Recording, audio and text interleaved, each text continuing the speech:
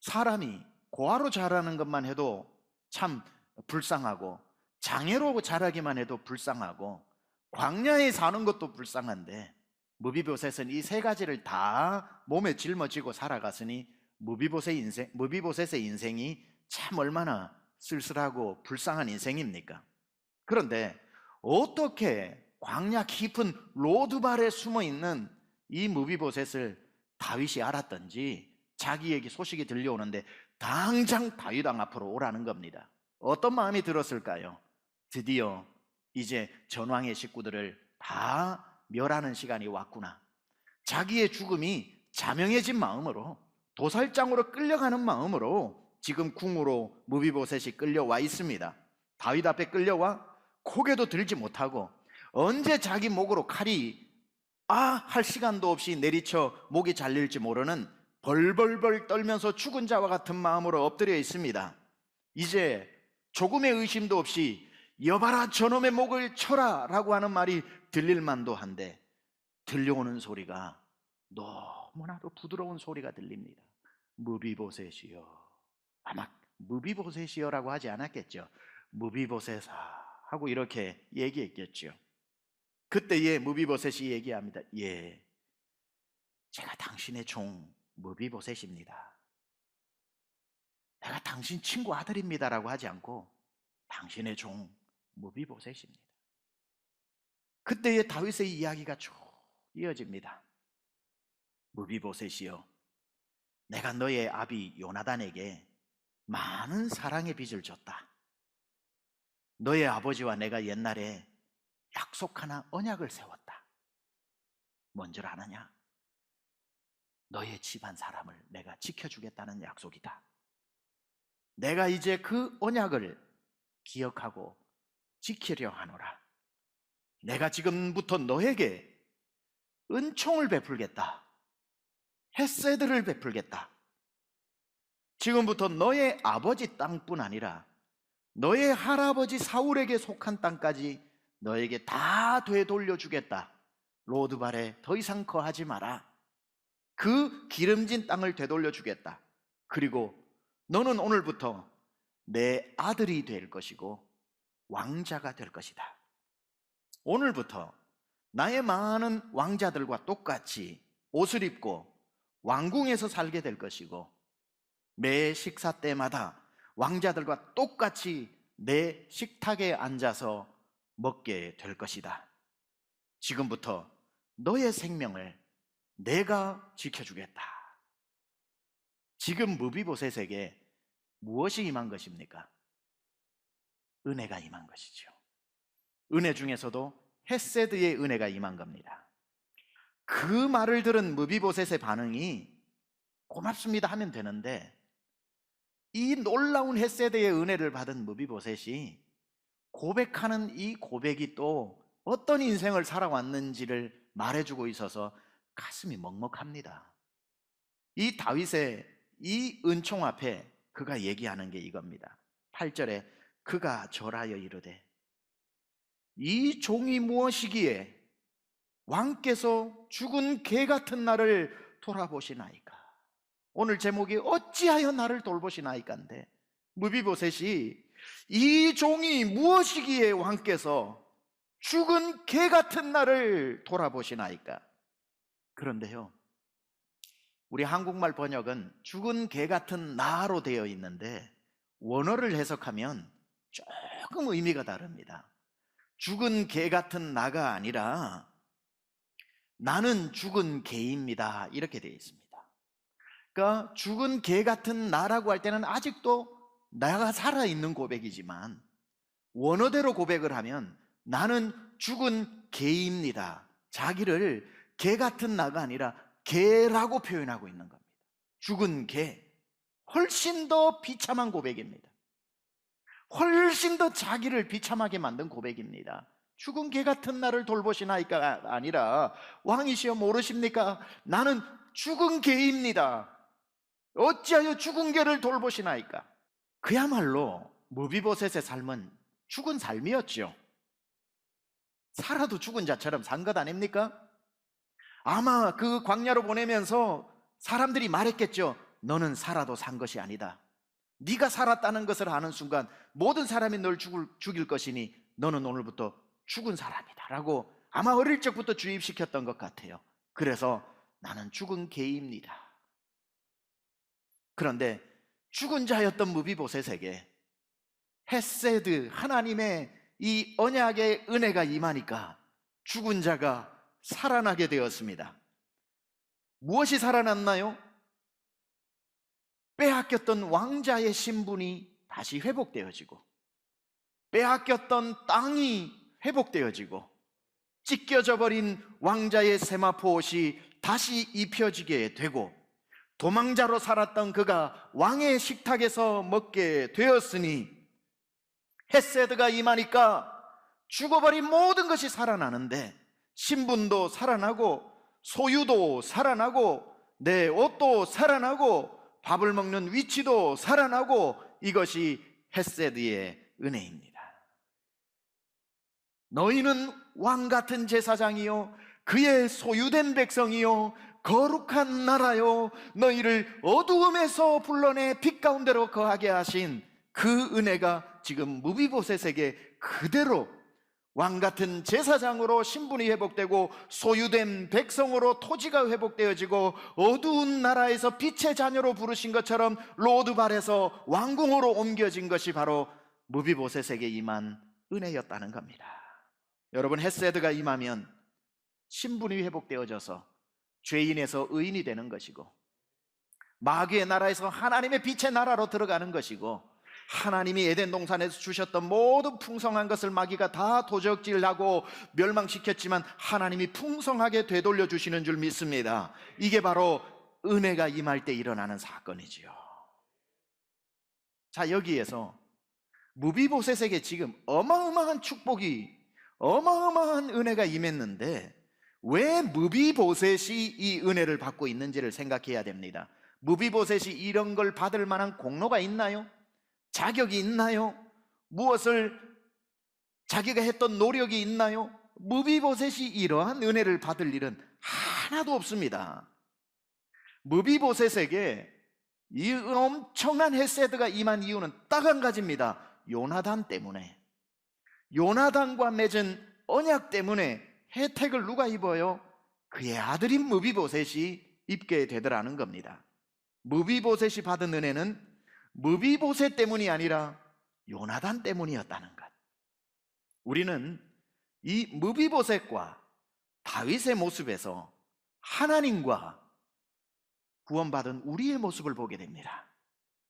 다윗이 무비보셋에게 은혜를 베푼 것은 무비보셋 때문이 아니라 요나단 때문이라고 했지요.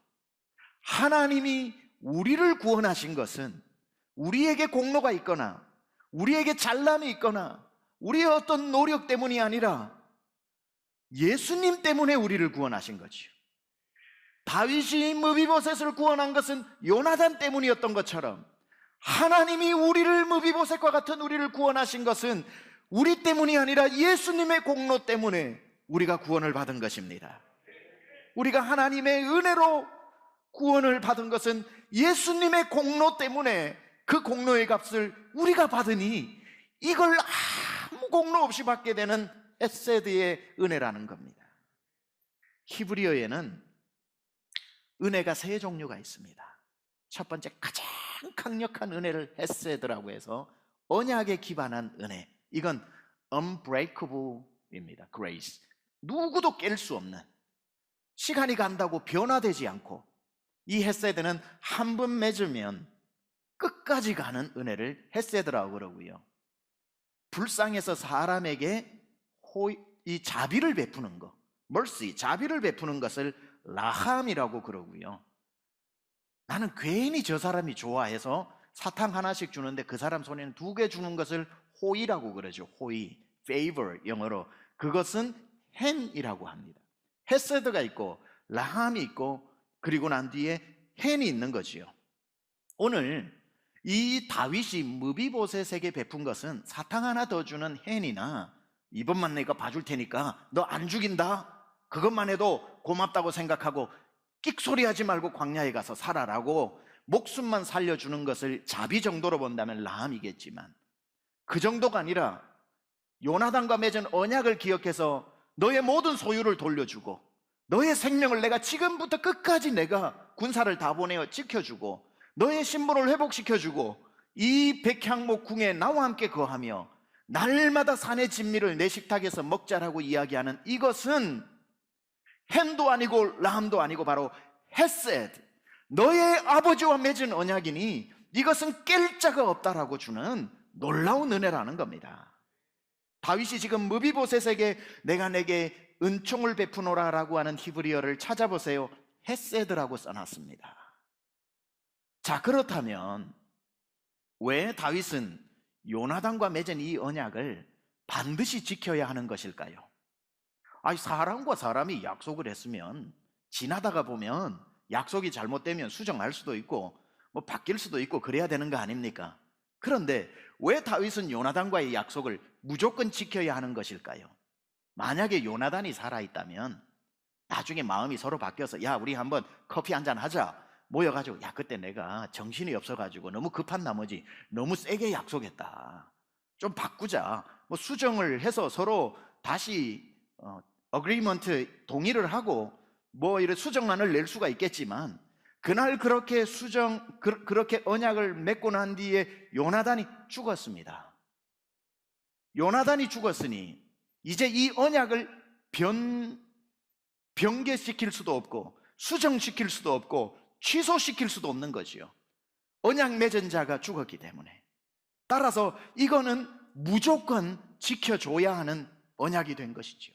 누구도 깰 수 없고 혼자서 바꿀 수도 없는, 취소시킬 수도 없는 이 언약, 놀라운 언약입니다.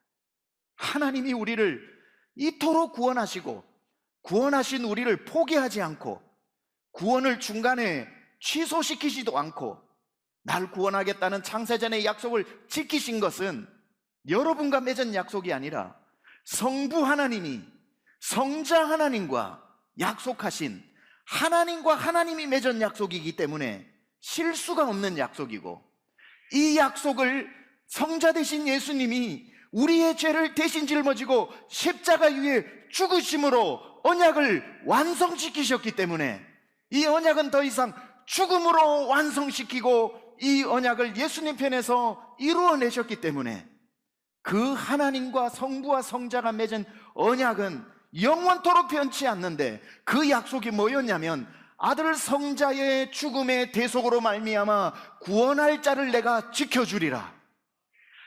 예수를 통해서 구원받는 그 사람은 하나님이 요나단 때문에 무비보셋을 지키듯이 하나님이 예수 그리스도 때문에 우리를 지켜주시는 겁니다. 우리의 구원은 하나님과 나와의 약속의 언약에 기초한 것이 아니라 성부와 성자의 약속의 언약에 기초해서 언약 백성으로 우리가 구원을 받았으니 이것은 unbreakable grace, 그 누구도 깰 수 없는 은혜, 시간이 간다고 취소될 수 없는 은혜, 아무도 뺏을 자가 없는 은혜. 누구 때문에 구원받았어요? 내 공로, 내 노력 아니라니까요. 예수님의 공로 때문에. 그래서 사도행전 15장 11절이 이렇게 기록합니다. 그러나 우리는 그들이 우리와 동일하게 주 예수의 은혜로 구원을 받는 줄을 믿노라. 주님 예수 그리스도의 은혜 때문에 우리가 구원을 받는 거지요. 에베소서 2장 5절도 허물로 죽은 우리를 그리스도와 함께 살리셨고 너희는 은혜로 구원을 받은 것이라. 예수님께서 날 대신해서 해주신 그 은혜 때문에 하나님이 예수님을 보고 우리를 구원해 주신 것입니다. 예수님 때문에, 예수님의 공로 때문에, 예수님이 내 죄를 짊어진 대속의 은혜 때문에 오늘 저와 여러분이 구원을 받았는데, 이 구원은 취소될 수도 뺏을 수도 수정될 수도 없는 영원한 구원의 약속의 보증인 줄 믿습니다. 누구의 은혜 때문이라고요? 예수님의 은혜. 나의 공로로 된 것이 하나도 없으니 내가 자랑할 것도 없는 것입니다. 우리는 오직 날 구원하신, 나 대신 죽으심으로 날 구원시켜 주신 예수님의 공로를 기억해야 되는 겁니다. 다윗이 그 왕의 자리에 있었을 때에도 자기가 그 순간 그 자리에 있기까지 요나단이 있었다는 것을 기억하고 무비보셋에게 은혜를 베푼 것처럼, 또 무비보셋이 왕의 식탁으로 돌아가 먹으면서 뭐 내가 이 정도 먹을 만큼 고생했지라고 생각하지 않고, 무비보셋은 날마다 내가 무엇이 잘나 이 자리에 식사를 하는 것이 아니라 우리 아버지 요나단 때문이다 라는 것을 평생 기억했던 것처럼, 우리가 오늘 이 자리에 숨쉬고 살며 예수 믿는 것도 내 공로가 아니라 예수님 때문이다. 예수님이 내가 죽어야 되는데 대신 죽어주시고 내 짐을 대신 짊어지시고 영원히 죽을 수밖에 없는 죄와 허물로 죽은 나를 다시 살리셔서 그의 왕같은 제사장 신분으로 회복시켜 주시고 하나님 나라 소유된 백성으로 삼아주시고, 나에게 하나님께서 도적질하고 마귀에게 빼앗긴 모든 것을 빼앗아 풍성케 하시고 나를 어둠의 나라에서 빛의 나라로 들어오게 하신 그리스도의 덕을 우리는 날마다 기억하고 선전하고 그 은혜를 고백해야 하는 줄 믿습니다. 사랑하는 여러분, 성경 속에는 많게는 3만 명의 사람이 나옵니다. 성경 속에 히브리서 11장에 보면 믿음의 영웅들이 나옵니다. 성경을 읽다 보면 자기를 닮은 인물들이 나옵니다. 어떤 사람은 다윗 같고, 어떤 사람은 보면 모세가 저랬을까 싶고, 힘이 센 사람 보면 요수아가 저랬을까 싶고, 성질이 불뚝불뚝하면 베드로인가 싶기도 하고. 성경에서 여러분은 누구를 닮았나요? 한 명만 선택해서 여러분과 가장 닮은 인물을 뽑으라면 모세를 뽑을 겁니까? 다윗인가요? 온유함이 승하였던 노아가 여러분을 닮았습니까? 가장 닮은 사람을 가르쳐 드릴게요. 무비보셋입니다. 제가 가장 닮은 사람도 무비보셋이고 여러분이 가장 닮은 사람도 무비보셋입니다. 우리는 모세를 닮은 게 아닙니다. 우리가 그렇게 잘난 사람들이 아니라고요. 다윗 꿈도 꾸지 맙시다. 온유함이 승한 노아? No. 우리는 그냥 무비보셋을 닮았습니다. 무비보셋이 어떤 사람입니까? 두 발을 쓰지 못하는 장애인이었고, 두 발을 쓰지 못하니 팔이 두 발 역할을 해야 하니 손도 쓰지 못하는 장애인이었고, 손이 있으나 쓰지 못하고 발이 있으나 쓰지 못했던 그 모습이 무비보셋인데, 우리는 에덴 동산에서 쫓겨나, 그 이 무비보셋은 왕궁에서 쫓겨나 로드발 황무지에서 살았던 것처럼 우리는 에덴 동산에서 쫓겨나 가시와 엉겅퀴가 나는 이 세상에서 살아가고 있으니, 쫓겨난 무비보셋과 뭐가 다릅니까? 몸이 멀쩡하다고요? 여러분, 우리 멀쩡하지 않습니다. 여러분, 예수 믿기 전에 멀쩡했다고요? 아닙니다. 눈이 있으나 하나님을 볼 수 없었고, 입이 있으나 눈이 있으나 하나님을 보지 못하는 시각장애인이었고, 입이 있으나 하나님을 찬양하거나 기도하지 못했던 언어 장애인이었고, 귀가 있어도 누구야 부르는 소리를 듣지 못하는 청각장애인이었고, 손이 있으나 봉사하지 못하는 지체장애인이었고, 발이 있으나 전도하지 못했던 지체장애인이었고, 어디 하나 성한 데가 있었습니까? 우리가 두 발을 저는 무비보셋이었지. 우리의 이 두 다리로 천국에 한 발짝이라도 갈 수 있었던가요? 우리는 모세를 닮은 게 아닙니다. 그야말로 무비보셋이었습니다. 하나님을 보지 못하는 시각장애인, 그분의 음성을 듣지 못하는 청각장애인, 입으로 기도하고 찬양하지 못했던 언어장애인, 손으로 봉사하지 못했던 지체장애인, 두 다리로 전도하지 못했던, 천국도 한 걸음도 가지 못했던 지체장애를 가진 사람이었다는 겁니다. 그런데 오늘 무비보셋을 통해서 놀라운 소식은 뭡니까? 왕궁에 들여서는 안 된다고 생각했던 이 자를 다윗은 무슨 소리 하느냐, 그를 들여 내 식탁에서 먹게 하라. 아무 거리낌 없이 이 장애를 가진 무비보셋을 아들로 삼아준 다윗의 모습이, 바로 머리끝에서 발끝까지 장애를 가지고 살던 우리를 왕의 궁전으로 불러주신 하나님의 은혜가 아닙니까?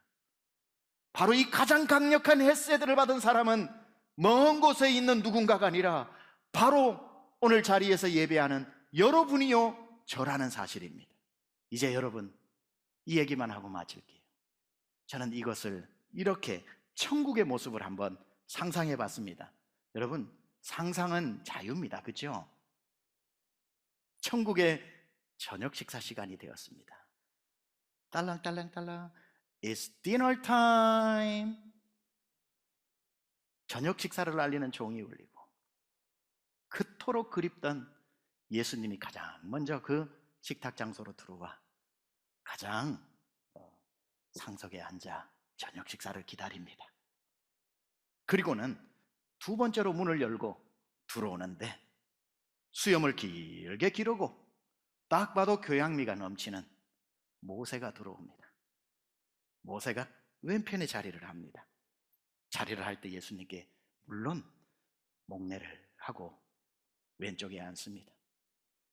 조금 후에 화려한 옷을 입고 들어오는 한 여인이 있으니 그 이름이 미스 페르시아 에스더가 들어옵니다. 죽으면 죽으리라 생명까지 내어놓았던 그 여인의 자리가 없을 리가 있겠습니까? 에스더가 그곳에 사뿐히 앉았습니다. 갑자기 어디선가 틀어놓지도 않았는데 음악 소리가 복도에서부터 들립니다. 이건 무슨 소린가 하고 지켜보니 문을 열고 들어오는데 다윗이 하프를 연주하면서 예의 그 밝은 얼굴로 헬로우 하면서 들어와 자기의 자리에 앉고 계속 분위기 살리려고 그 하프를 연주하고 있습니다. 갑자기 저 복도에서 세상 다 얻은 것 같은 자신감 넘치는 발자국이 뚜벅뚜벅뚜벅 들려오는데 나머지 사람들은 다 누군지 안다는 표정입니다. 문이 세차게 열리고 들어오는데 수염이 이렇게 난 베드로입니다. 시장기 충만한 얼굴로 하면서 자기 자리에 뭔 일을 했는지 그렇게 피곤한지 덜썩 앉아서 텍사스 스테이크 바베큐를 쳐다보고 있습니다. 갑자기 또 한 사람의 발자국 소리가 들리는데 대머리가 반짝반짝. 바울이 볼록한 배를 가지고 이따만한 책을 허리춤에 끼고 앉아서 책을 계속 읽고 있습니다. 또 뭘 그렇게 열심히 편지를 쓰는지 몰라요. 그렇게 다 앉았는데 예수님의 오른편이 비어 있습니다. 그날은 특별히 또 한 사람을 초청했는데 천상계의 천군과 천사를 호령하는 미가엘 천사장이 그때도 예수님 옆에서 그를 지키며 그 식탁 자리에 초청을 받습니다. 성질 급한 베드로가 텍사스 리바이 뜯어서 먹으려고 할 때 주님이 Wait a minute, 아직 오지 않은 사람이 있다. 서로 눈을 쳐다보며 누가 안 왔냐고 복도 저 끝에서 발자국 소리가 들립니다. 두박. 근데 그 발자국 소리가 자신이 없어. 세 발자국 앞으로 왔다가 아닌 것 같아 두 발자국 뒤로 갔다가 또 세 발자국 왔다가 두 발자국 하면서 그 발자국이 왜 그렇게 자신 없는지, 그 발자국에 세상 고생한 게 다 들어있는 것 같아. 고단한 발자국 소리입니다.